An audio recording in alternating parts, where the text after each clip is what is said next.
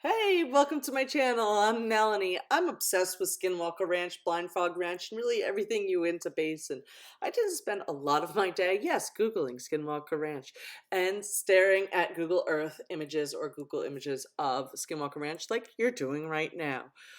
I get a little obsessed with the Mesa. Back when I visited UFO Valley Campground, I saw the Mesa light up. And then I saw Call the Crusher crush that myth, and it was most likely headlights lighting up the Mesa where I was at. Nevertheless, I still remain fascinated by the myth and the lure of Skinwalker Ranch and the Mesa. So I was going to dig into it some more with you.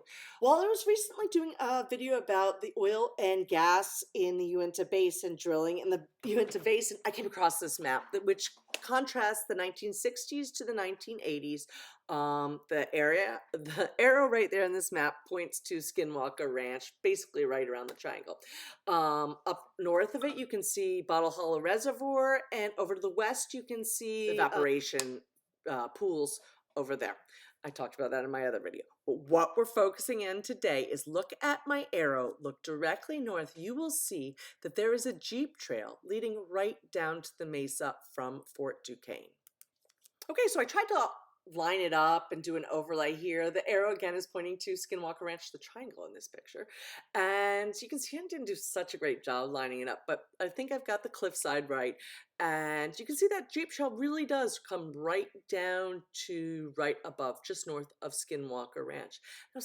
So you can see there are roads and people in the area, but keep in mind there's about 8 people living per square mile in Uinta Basin. So it is a very rural area.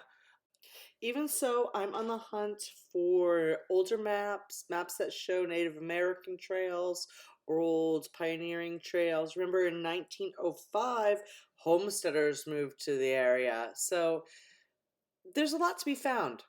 Unfortunately, I wasn't able to find many really old maps. This is one of the first ones I found from 1879.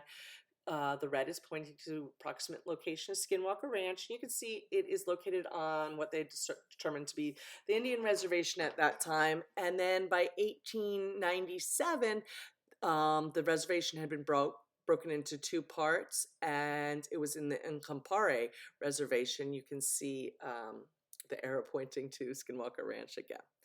Okay, just north of Skinwalker Ranch is Fort Duquesne. It was established in 1886 by the U.S. government with about 250 Buffalo soldiers there. Apparently by 1912, the number of soldiers required dwindled down to nearly nothing when they closed the fort up and handed that land over to Indian Services.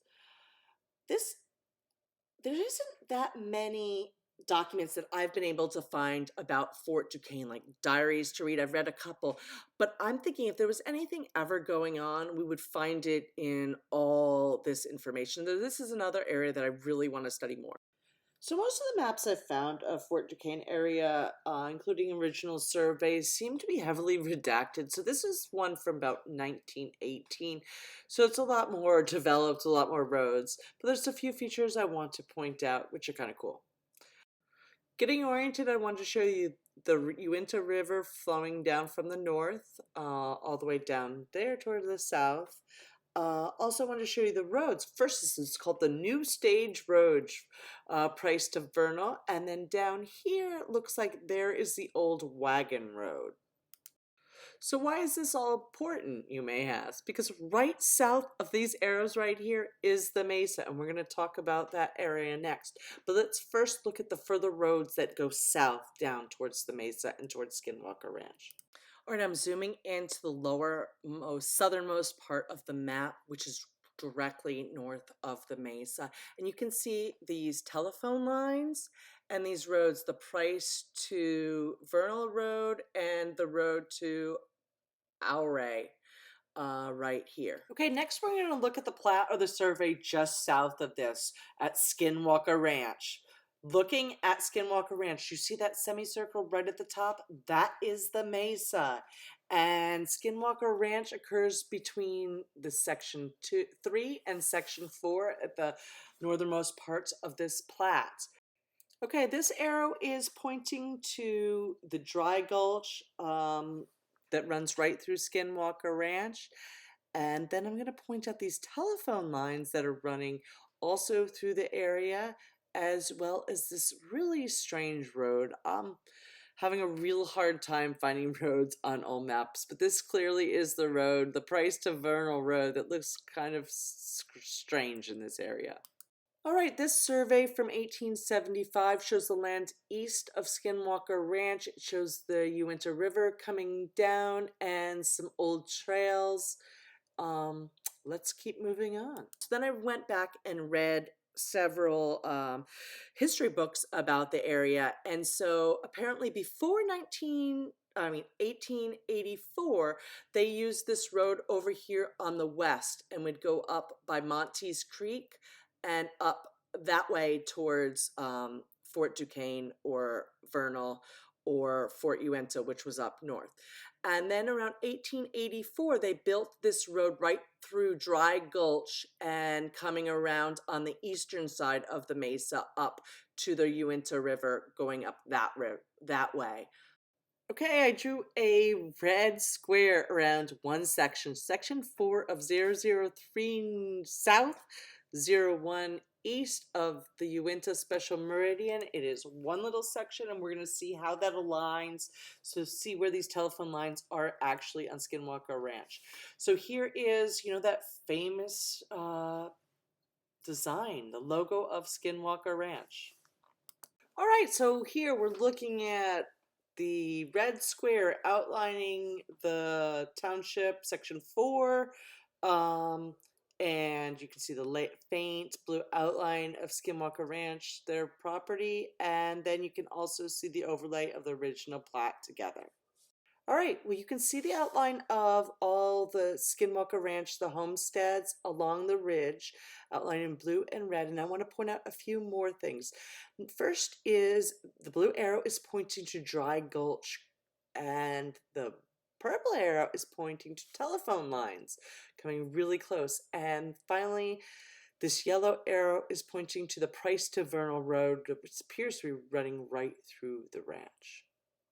As we wrap up what I've done so far on this research of the history of the mesa, let's look back at the Jeep Trail, see it landing right there at the tip of the mesa on Skinwalker Ranch. I'm going to zoom in to look closer what's happening here. This picture here in the red is approximately where I think the Jeep Trail supposedly ended. And then the black arrow here is pointing towards the triangle. And then I have this black line I drew on the mesa. And I want you to look at where the top of the mesa, the ridge line is. And it seems different just below that line that I drew. It's very crisp everywhere else. And then down below there, it gets, I don't know, smoothed over, caved in, pushed over, backfilled. I don't know. Here's a close-up of it. Look. It's different, right? It just looks like, I don't. Did they drive their Jeeps down it? That sounds insane. Look how small that road is down there. I know the cliff is only about 50 feet high. I just don't know. The ridge line at this part of the mesa looks incredibly different. This image is just comparing two places where that, gray rock on top hits the edge of the mesa. See, it's very different the way it breaks apart down here, the yellow compared to the blue arrows.